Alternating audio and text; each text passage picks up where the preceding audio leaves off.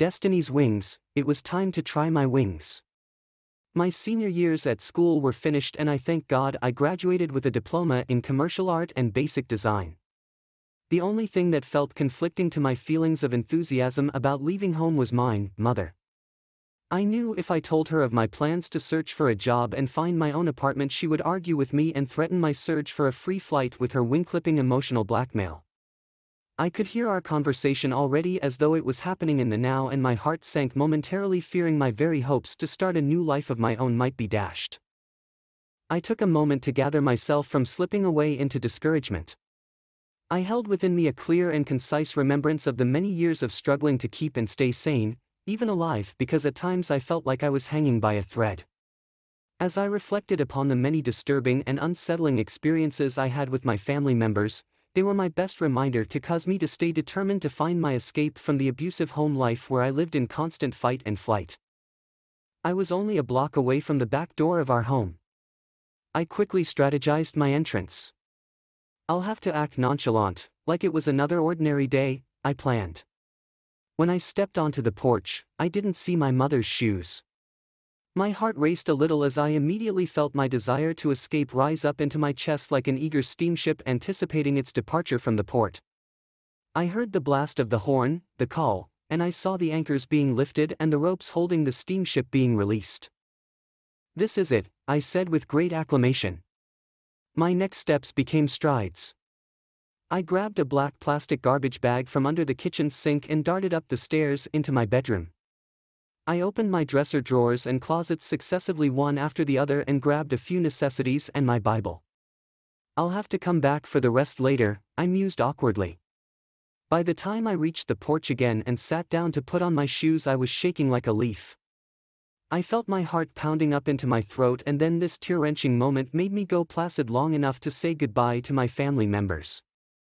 I threw the black bag filled with my belongings over my shoulder, stepped outside, shut the door, and locked it behind me.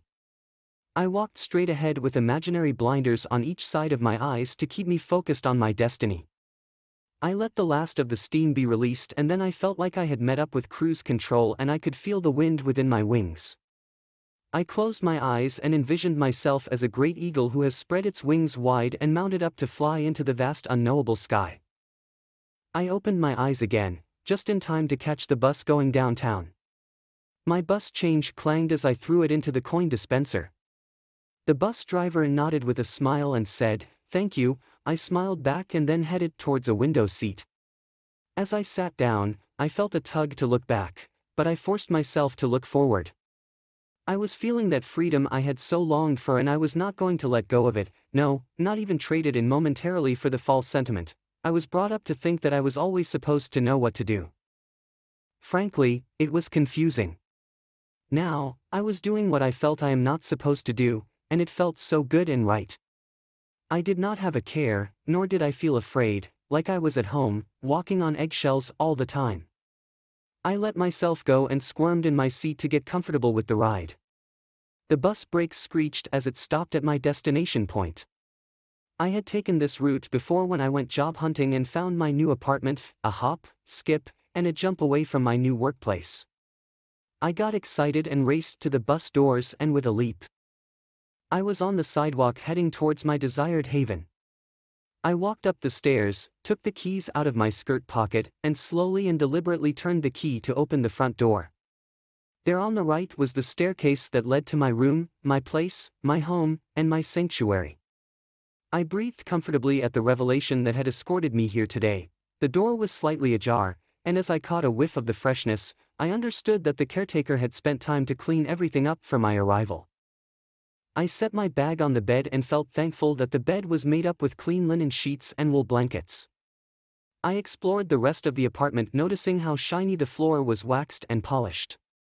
In the kitchen I saw a pot on the stove burner and feeling it was time for me to eat, I pulled out the can of ravioli I had brought along and indulged in making my first meal. The day was dawning as I stood feeling contented, stirring and pouring my first meal in my new home into a bowl. All that I needed was at hand. My heart calmed within me and my mind relaxed. As I ate I looked out of the kitchen window. It was quiet. The sun was setting. Destiny huynh đã đến lúc thử đôi cánh của tôi. Những năm cuối cấp ở trường của tôi đã kết thúc và tôi cảm ơn Chúa vì tôi đã tốt nghiệp với tấm bằng nghệ thuật thương mại và thiết kế cơ bản. Điều duy nhất cảm thấy mâu thuẫn với cảm giác háo hức khi rời khỏi nhà là của tôi, mẹ. Tôi biết nếu tôi nói với cô ấy về kế hoạch tìm việc và tìm căn hộ của riêng mình, cô ấy sẽ tranh cãi với tôi và đe dọa tôi sẽ cho tôi một chuyến bay miễn phí bằng cách tống tiền tình cảm chặt chém của cô ấy.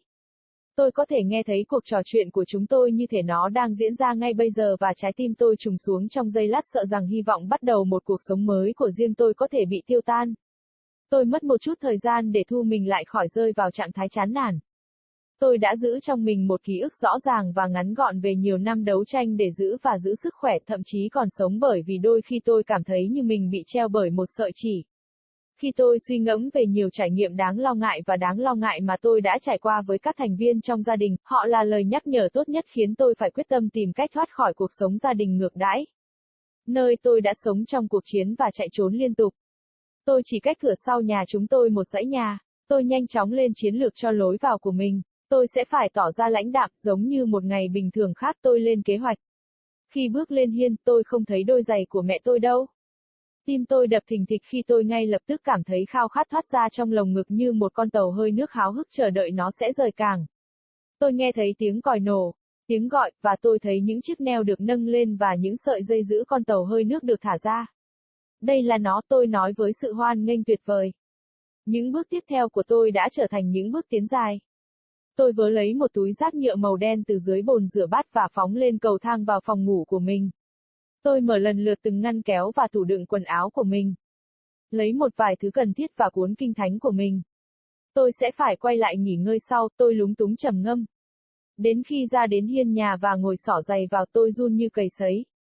Tôi cảm thấy tim mình đập thình thịch vào cổ họng và sau đó khoảnh khắc đẫm nước mắt này khiến tôi cảm thấy nhẹ nhàng, đủ lâu để nói lời từ biệt với các thành viên trong gia đình. Tôi ném chiếc túi đen đựng đầy đồ đạc qua vai, bước ra ngoài, đóng cửa và khóa nó lại sau lưng.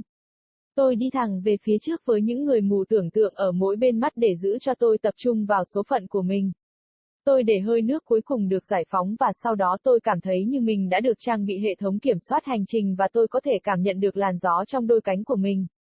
Tôi nhắm mắt lại và hình dung mình như một con đại bàng vĩ đại đang sải rộng đôi cánh và bay lên bầu trời bao la vô định. Tôi lại mở mắt ra, đúng lúc bắt xe buýt đi vào trung tâm thành phố. Tiền lẻ xe buýt của tôi kêu vang khi tôi ném nó vào máy rút tiền xu. Người tài xế xe buýt mỉm cười gật đầu và nói, cảm ơn, tôi cười đáp lại rồi đi về phía ghế ngồi bên cửa sổ. Khi tôi ngồi xuống, tôi cảm thấy giật mình khi nhìn lại, nhưng tôi buộc mình phải nhìn về phía trước. Tôi đang cảm nhận được sự tự do mà tôi hằng ao ước và tôi sẽ không buông bỏ nó. Không, thậm chí không đánh đổi nó trong chốc lát để lấy thứ tình cảm sai lầm. Tôi được nuôi dưỡng để nghĩ rằng tôi luôn phải biết phải làm gì. Thành thật mà nói, nó là khó hiểu. Bây giờ, tôi đang làm những gì tôi cảm thấy mình không nên làm, và điều đó thật tuyệt và đúng đắn. Tôi không có người chăm sóc cũng không cảm thấy sợ hãi, giống như tôi đang ở nhà, đi trên vỏ trứng mọi lúc. Tôi thả mình ra và nhấp nhổm trên ghế để cảm thấy thoải mái khi đi xe. Xe buýt ngắt quãng khi nó dừng lại ở điểm đến của tôi. Tôi đã đi theo con đường này trước đây khi đi tìm việc và tìm thấy căn hộ mới của mình, một bước nhảy, bỏ qua, và nhảy khỏi nơi làm việc mới. Tôi phấn khích và chạy ra cửa xe buýt và với một bước nhảy vọt tôi đã ở trên vỉa hè hướng đến nơi trú ẩn mong muốn của mình. Tôi bước lên cầu thang, lấy chìa khóa trong túi váy ra. Chậm rãi xoay chìa khóa để mở cửa trước. Ở bên phải là cầu thang dẫn đến phòng của tôi, nơi ở của tôi, nhà của tôi và nơi tôn nghiêm của tôi. Tôi thở phào thoải mái trước sự mặc khải đã hộ tống tôi đến đây ngày hôm nay. Cánh cửa hơi hé mở, và khi tôi bắt gặp một luồng gió tươi mới, tôi hiểu rằng người chăm sóc đã dành thời gian để dọn dẹp mọi thứ cho tôi đến. Tôi đặt túi lên giường và cảm thấy biết ơn vì chiếc giường đã được trang bị khăn trải giường sạch sẽ và chăn len. Tôi khám phá phần còn lại của căn hộ và nhận thấy sàn nhà được quét sáp và đánh bóng sáng bóng như thế nào. Trong bếp tôi thấy một cái nồi trên bếp và cảm thấy đã đến lúc ăn. Tôi rút lon ravioli mang theo và say mê làm bữa ăn đầu tiên. Ngày mới ló dạng khi tôi đứng trong cảm giác mãn nguyện. Khuấy động và đổ bữa ăn đầu tiên ở nhà mới vào bát. Tất cả những gì tôi cần đã có trong tầm tay. Trái tim tôi dịu lại trong tôi và tâm trí tôi thư thái. Khi tôi ăn, tôi nhìn ra cửa sổ nhà bếp. Nó đã yên bình, mặt trời đã